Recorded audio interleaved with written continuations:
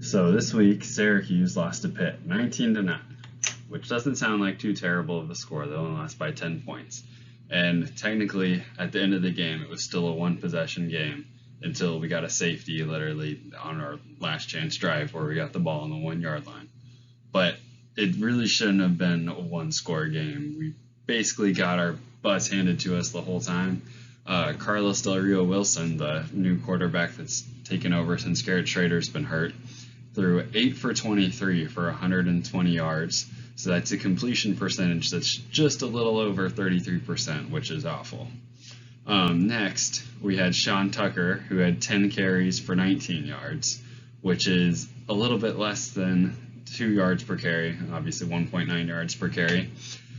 For someone who's been so highly touted as, being such a great running back, he keeps passing all these people on Syracuse's all-time rushing list. I just haven't really seen any of the great performances out of him this year, other than, us destroying Wagner, which isn't that impressive. So between, Del Rio Wilson having just a terrible game and Tucker only getting 1.9 yards per carry, it was just a terrible showing by Syracuse. And, at the beginning of the season, we started out 6-0, and one of the biggest currencies in college football is hope. And, believing your team can win, thinking you can do it. And then Syracuse has just absolutely crushed the hope ever since that 6-0 start.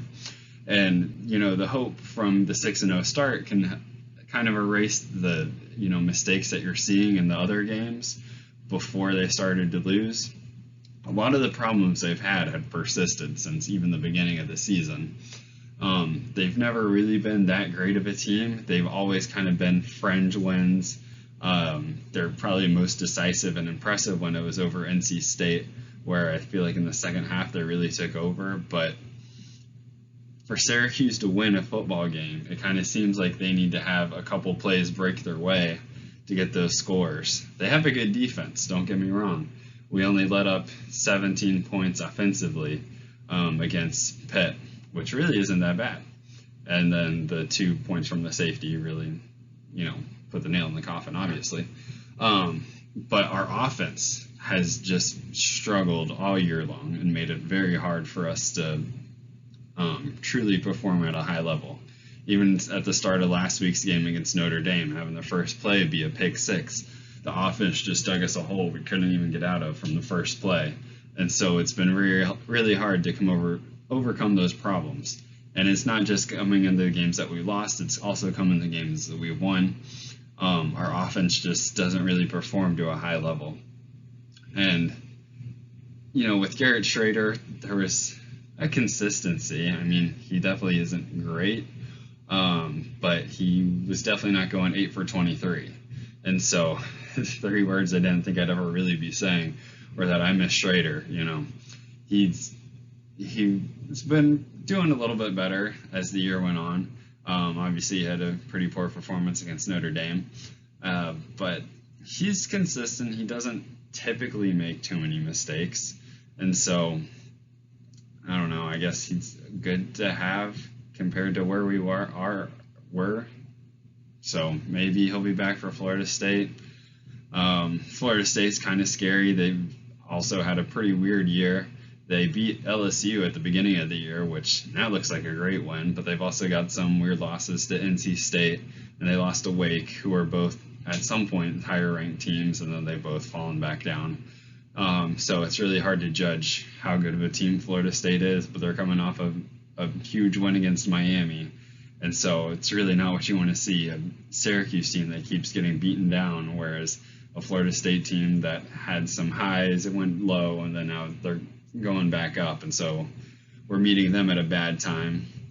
We're the first team in ACC history to start our season 6-0 and then lose the next 3 games. So that was a tough thing to see off of the bottom line at ESPN. It also made me think about Kansas. So Kansas started out their year 5-0 for the first time since like the early 2000s, and then the last time they started out 5-0, they lost the rest of their games for that season. And so I'm very worried about Syracuse the rest of the year. They started out 6-0, but man, I don't feel too confident about the rest of the schedule. Florida State and Wake. So pretty worried about Syracuse and where they're going, and I hope they can get it together.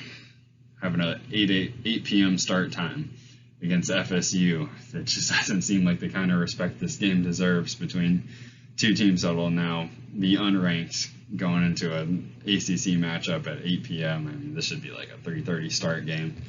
But I'll be there rooting them on. Hopefully there won't be a whole lot of hands over the face. It'll be a lot of cheering and banging on the bleachers, and it'll be the loud house. But after two sellout games where one went good and then the other one just went really poor, I just don't know what the crowd support's going to be like for an 8 p.m. game like this. So hopefully people show up and Syracuse shows out.